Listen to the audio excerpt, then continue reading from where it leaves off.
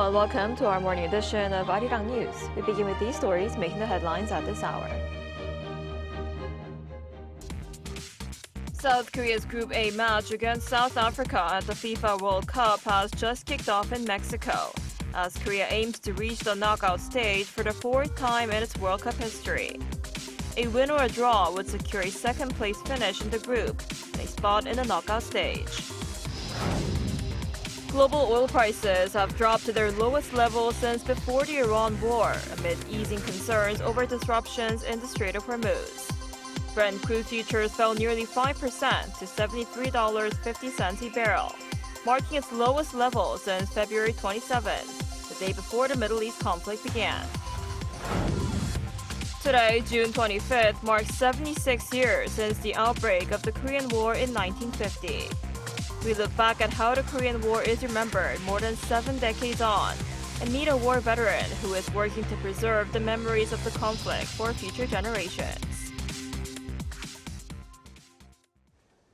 As South Korea takes on South Africa in its final Group A match, supporters across the country are gathering to cheer on the Taeguk Warriors. Today, we're joining one of those cheering spots for a look at how fans are backing the national team. For more, we go live to our correspondent, Jo Young-eun. So, Young-eun, what's it like where you are? Good morning, Eunji. I'm currently at a pub-style restaurant in Seoul. Here, football fans have gathered to support South Korea in its final group stage match against South Africa. With all of Korea's group stage matches scheduled on weekday mornings, this year's World Cup has created some unusual sceneries across the country. Despite the early schedule, restaurants and pubs have already turned into cheering zones, and supporters wearing red jerseys come to support the team. Earlier, I spoke with some supporters about their expectations for today's match. I really believe Korea can win today's match against South Africa. I hope all the players stay healthy, avoid injuries, and play a great game. And I love Son Heung-min. I came here early this morning, and seeing so many people already gathered makes me feel confident that Korea will advance to the round of 32 today. I hope the team can showcase everything they've worked on in training and give their best performance. Most importantly, I hope the players stay injury-free. Go Korea! Right, it certainly looks like a huge day for the Taeguk Warriors. Now, the match has just kicked off, so Young-eun, how is South Korea looking so far, and what are the key things to watch for in today's match? Right, Eunji, South Korea currently sits second in Group A with 3 points from 1 win and 1 loss. The match has just kicked off with Taeguk Warriors aiming to secure a place, and the result, they need to advance to the knockout stage. Korea enters today's match knowing that a draw is enough to guarantee a place in the round of 32. But head coach Hong Myung-bo stressed that his side will not play for a draw. Supporters here are already reacting loudly to every move forward. Fans here remain hopeful that the Taeguk Warriors can deliver another memorable World Cup performance and secure their place in the round of 32 next week. That's all I have for now, but I'll be back with updates. All right, thank you for that, Young-eun.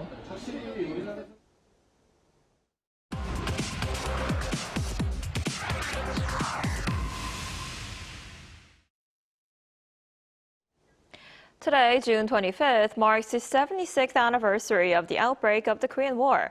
For more on how the security landscape has evolved over the decades, we're joined today by Professor Brian Myers, North Korea analyst at Dongsa University.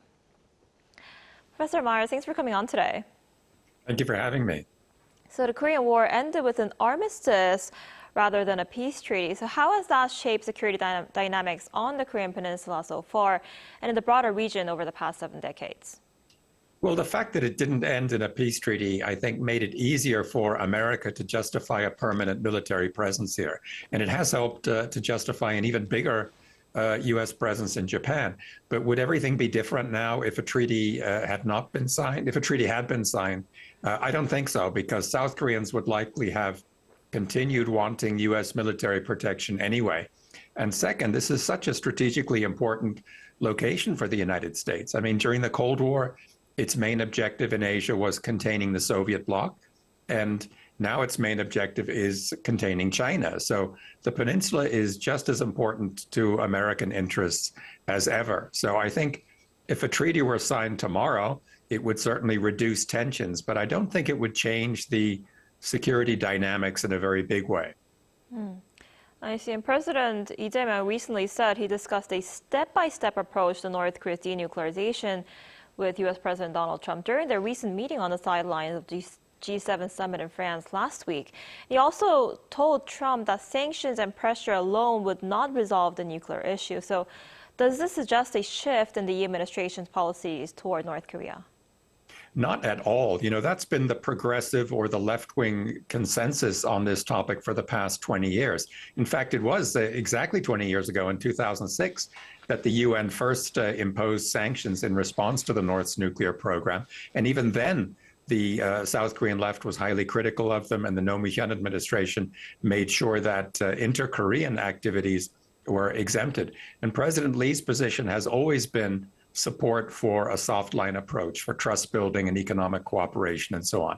So he's committed to denuclearization. He keeps saying that, but he doesn't believe that maximum pressure is the way to bring it about. And I should add that this soft line view was always common in the U.S. State Department, and it's been gaining support in Washington over the past few years. So it's really not a controversial position anymore.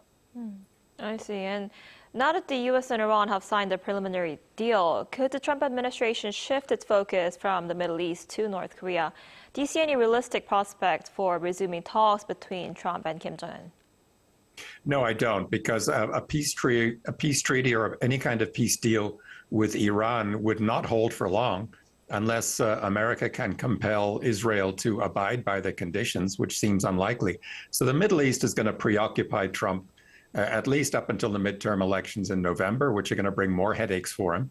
But even if everything in the Middle East was resolved, the war in Ukraine would still be going on. And North Korea, as you know, is one of the belligerents in that conflict. It's making a lot of money from it, too, just like South Korea did during the Vietnam War. So I don't think Kim is going to alienate the Russians by negotiating with Trump, especially because that kind of dialogue would have to entail talk of pulling North Korean soldiers out of Russia.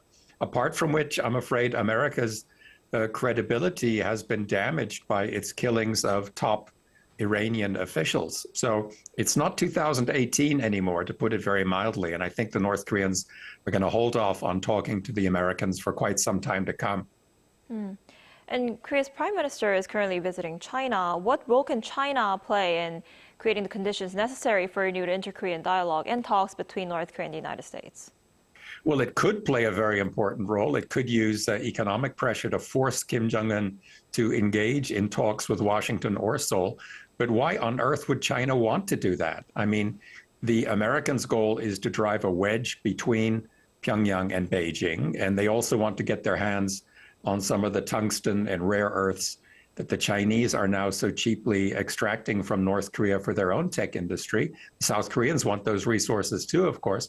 So it's in Beijing's interests, I think, to keep North Korea dependent on China. And by the way, the commander of U.S. forces here in Korea, General Brunson, has been comparing South Korea to an aircraft carrier and a dagger pointed at China. And that kind of hostile language is not uncommon in the Trump administration either. So the Chinese are not in the mood to do the Americans any favors. I see. And you just said the administration's policy toward North Korea hasn't shifted. So how do you think the administration's North Korea policy would evolve going forward for the next 4 years? Well, that's going to depend largely on what happens between the United States and North Korea. I think this is the lesson that President Moon Jae-in found out during his term, that inter-Korean relationships simply cannot progress beyond the stage at which the relationship between the United States and North Korea is. So this is just, unfortunately, the realistic context that Lee Jae-myung is going to have to deal with. And I don't think he's any more optimistic about things than I am. I see. All right, Professor Myers, thank you so much for coming on today. We appreciate it. Thank you. So South Korea marks June 25th, the anniversary of the outbreak of the Korean War. A veteran now in his 90s shared memories of the battlefield and donated his own handwritten records for future generations. Our Kim Bo-kyung reports.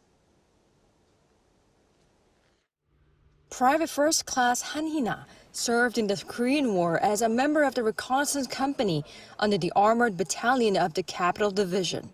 Born in 1930 in Hamgyeongbuk-do province, he dreamed of becoming an engineer, but when the Korean War broke out, he fought in the Rock Army, hoping he could one day pursue his dream in a free, democratic country.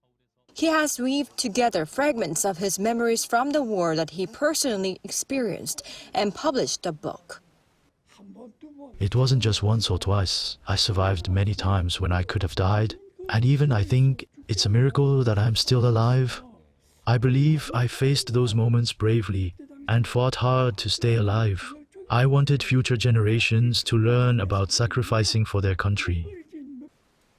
And beyond that, the man, now in his 90s, recently visited the Army Archives Management Group to donate handwritten records of battles he went through.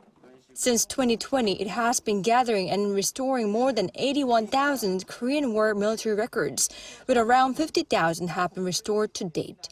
The war veteran took a look at the restoration process and thanked the archives for their efforts and for a chance to visit the place.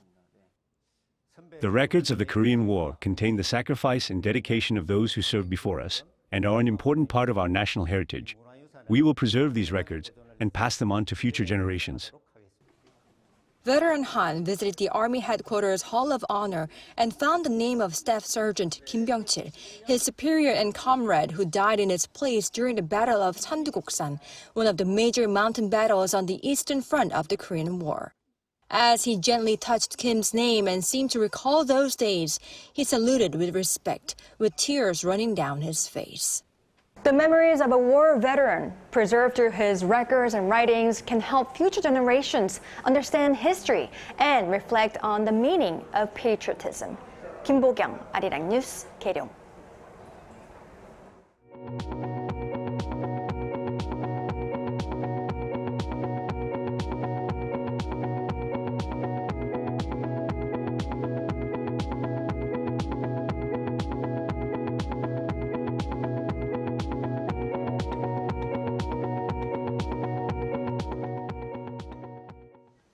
Global oil prices fell to their lowest level since before the outbreak of the Iran war, as concerns over disruptions in the Strait of Hormuz continue to ease.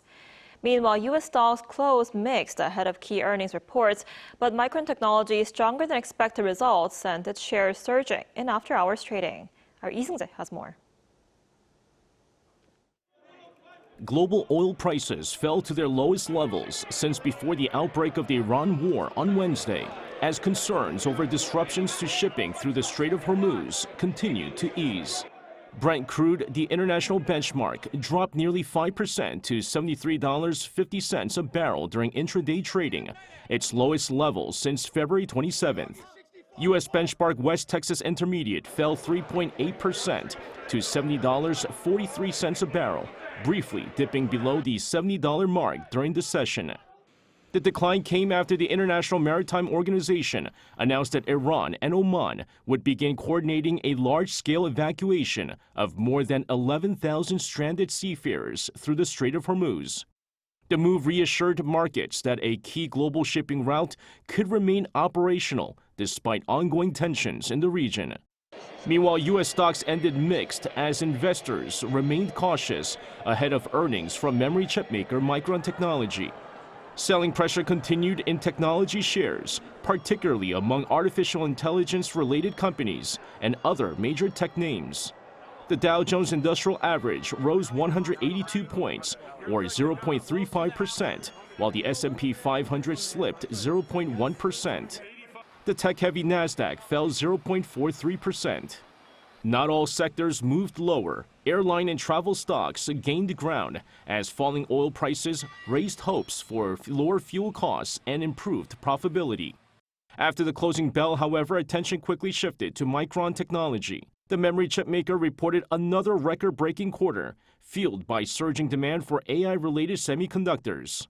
Micron said fiscal third-quarter revenue reached $41.46 billion for March to May period, up nearly 446% from a year earlier. The results easily exceeded market expectations and reinforced optimism about continued growth in AI infrastructure spending. Investors responded enthusiastically, sending Micron shares soaring by more than 15% in after-hours trading, which could provide a potential boost for the broader technology sector when markets reopen. Lee Seung-jae, Arirang News. The 21st Jeju Forum for Peace and Prosperity, which opened on Wednesday on Jeju Island, moves into its main program on Thursday, with world leaders and policymakers gathering to address this year's theme, reinventing cooperation in a fragmented world. The forum, a multilateral dialogue platform hosted annually by South Korea's Foreign Ministry and Jeju Province since 2001, holds its opening ceremony on Thursday, featuring remarks from South Korea's Foreign Minister Cho Hyun and United Nations Secretary General Antonio Guterres. Sessions throughout the day will tackle artificial intelligence governance, regional security, and multilateralism, including a high-profile dialogue with candidates vying to lead the United Nations. The three-day event takes place as organizers say the world faces deepening geopolitical tensions, protectionism, and the erosion of global institutions.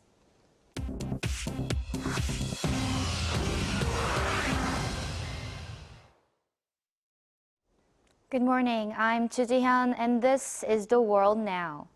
In Venezuela, two powerful earthquakes struck a region west of the country's capital on Wednesday afternoon local time, collapsing buildings in Caracas. The U.S. Geological Survey said a magnitude 7.2 quake hit about 160 kilometers west of Caracas, followed by a magnitude 7.5 tremor less than a minute later. The agency warned that high casualties were probable and the disaster was likely widespread.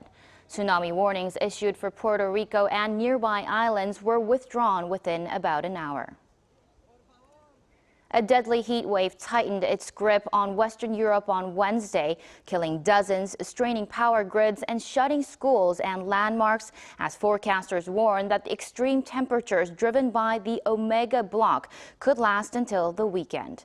Britain set a new June record of 36.1 degrees Celsius in southern England, while Paris hit 40.9 degrees a day after France recorded its hottest day in nearly 80 years. At least 48 people have drowned in France while trying to cool off, and 2 young children died in a hot car. The heat killed hundreds of thousands of animals at French poultry farms. Major landmarks, including the Eiffel Tower and the Louvre, also announced early closures. Meanwhile, Italy placed 16 cities on its highest alert.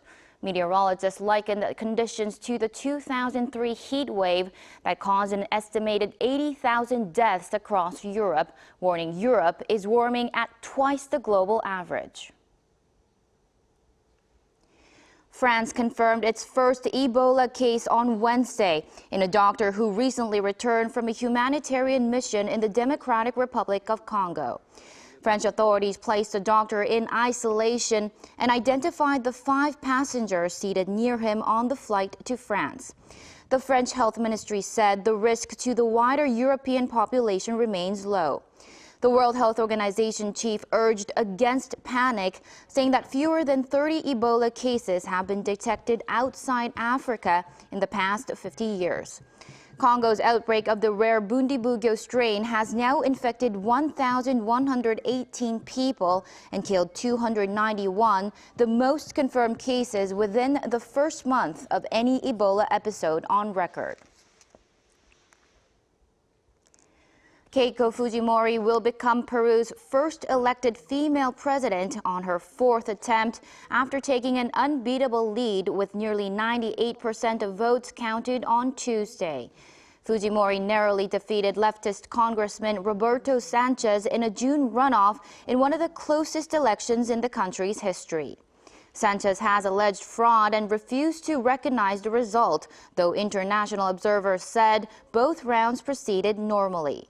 The daughter of former President Alberto Fujimori, who governed in the 1990s and was later imprisoned for human rights abuses, has proposed reviving a controversial faceless judges system and closer ties with Washington.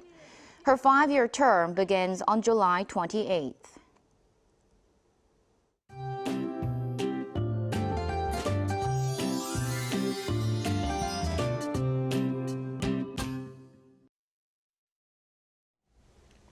Our national team is taking the field for its third World Cup match. Weather conditions have been generous for outdoor street cheering events in Korea, but things will become much more active later today. Gangwon-do province could see heavier passing rain with up to 80 millimeters in the forecast. The rest of the central regions will see 5 to 60 millimeters. Meanwhile, some rain is expected for the east coast with 5 to 10 millimeters, but heavier rains on Ulleungdo and Dokdo Islands. And this afternoon, Seoul will be getting up to 27 degrees. Daegu, Busan will make it to 25 degrees Celsius. And once we get through today's showers, the weekend looks like it's going to be much brighter. Skies will be mostly sunny nationwide, and temperatures will begin climbing once again, bringing back early summer heat.